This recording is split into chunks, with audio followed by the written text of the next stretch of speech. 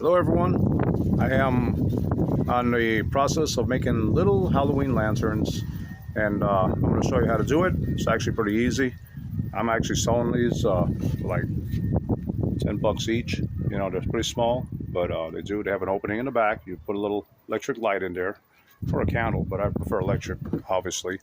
So I'll show you how it's done, and we shall go from there. Anyway, just to give you an idea of what I've been building lately, I've used in different templates. Actually, I just draw it on the wood and I just carve it out. So just to give you an idea here, there's one in the back. I made more than these. I've been sewing a few of them. This one was more of an experimental one. It was a larger one. That's why even the top opens up on this one. But the other ones, I have openings in the back, just more convenient.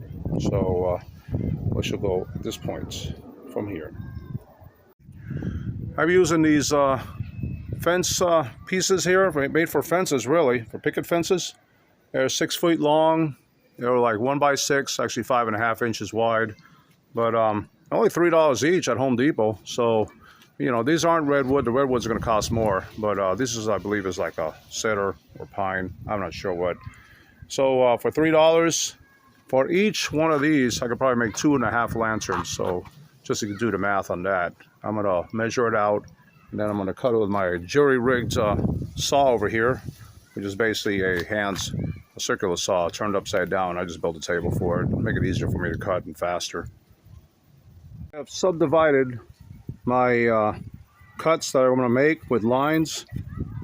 These are going to be for the top and bottom of the box, basically. You have a top and bottom. So they're like, I'm going to make a perfect square. So since it's 5.5 inches wide, I make it 5.5 inches long. So 1, 2, top and bottom. Then we have front and back. And then we have side and side. That's all it is. 1, 2, 3, 4, 5, 6 pieces. And you can see I've only used about half the length of this, and that's going to make one lantern. Now the little top piece that you see here, that's another piece of wood. You can cut it for a smaller one, a square. I'll show that. That's usually a 1 by 3. So I'm going to proceed to cut these off and go from here.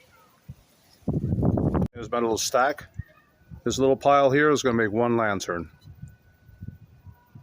Okay, I'm going to proceed to make a drawing, copy that image, basically. I mean, you can get a stencil online, you can print it out, glue it, whatever you want. I like just freehand draw, and I'm going to put Mr. One Tooth over here. I'm going to make the same image of him right there, so we can cut it out using the jigsaw. Here's my drawing. That's what I'm going to be cutting out.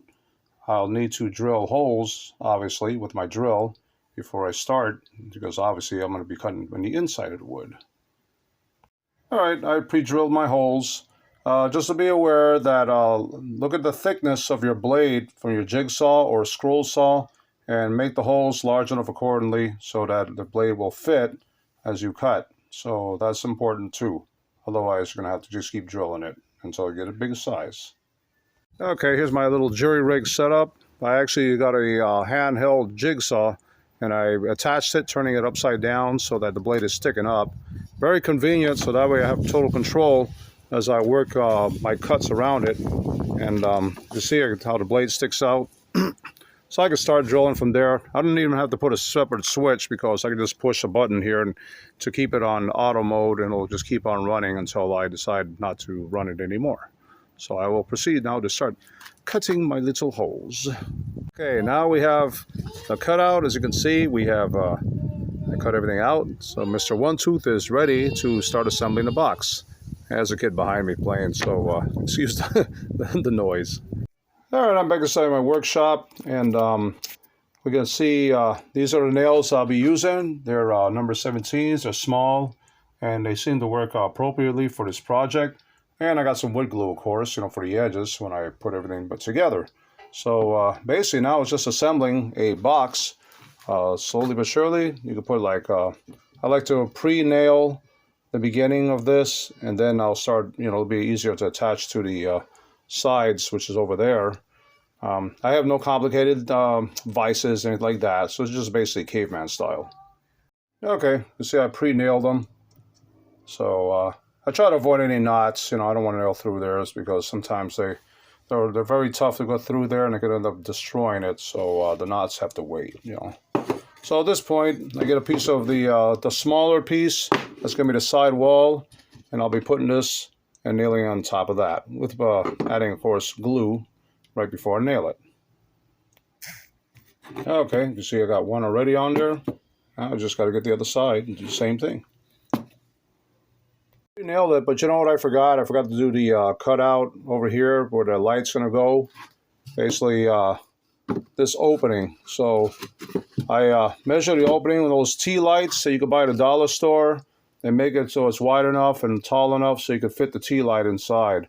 So I got to go out there and cut the square out, you know, measure and cut it out, and then I will attach that to it. All right, I made my cutout. I left the nails in place at least, so I applied my glue, and then I'm going to go ahead and nail this onto that and continue my work. I have my basic box right now. As you can see, it's coming along pretty good. Now I'm going to put the tops, bottom and top. Best way to do, I mean, there's different ways to do it, but I like just take one, take the whole box, put it on top, and then I just center it around. I'll eyeball it from above, you know, to see if I get it centered right. Obviously, it's kind of a, you know, a little messy there, but I center it, and once I center it the way I want it, I hold it down, and then I mark it with a pencil, and then I will put the glue on the edge, and then I'll flip the whole thing over and nail it. It's pretty basic, and it's really easy to do. All right, you can see where I marked it, and then I put some glue around the edge close to the mark, so the box will go right on there. And once I put it on there and I secure it exactly the way I want it, then I flip the whole thing over, holding the bottom piece so it stays on. Then I nail it. I have secured it with 4 nails. That's pretty much enough right there. Like I said, the glue will actually make it even more secure. So all that's left now is to do the top. There's a piece. I follow the same procedure. Put this on that, mark it, glue it, flip it over, and nail it. So we got the tops and bottoms secured, and now all I do is put the little square piece. I have to cut it out and put it in the center of that, just to give it a little more style, like those over there. So I have a 1x3 that I have to cut. I cut it a square 1.5 by 1.5 inches, and I'll show that next. Here's my little piece. Well, it was a 1x3, actually 2.5 by 2.5. So basically I'm going to just center it out. First, eyeball it, and I'm going to mark it around it, and I'm going to glue it, and I'm going to nail it. Same procedure. So, and we're almost done. All right, there you have it. Actually, I put the whole unit together. It didn't take too long. And I'm ready to sand it a bit on the corners, just getting the rough spots off. And I'm going to paint it. You can use any kind of paint you want, any color. Since it's Halloween, obviously orange, black, or something, maybe a weird green would be appropriate for the time period. If there's any gaps, like that one over there, I had some gaps that I didn't like, so you can use caulking compound and fill them in, let it dry first. So I'm going to be repainting that one. But this one, I couldn't find any gaps that looked troublesome, so I think we're going to be good, you know, for the most part.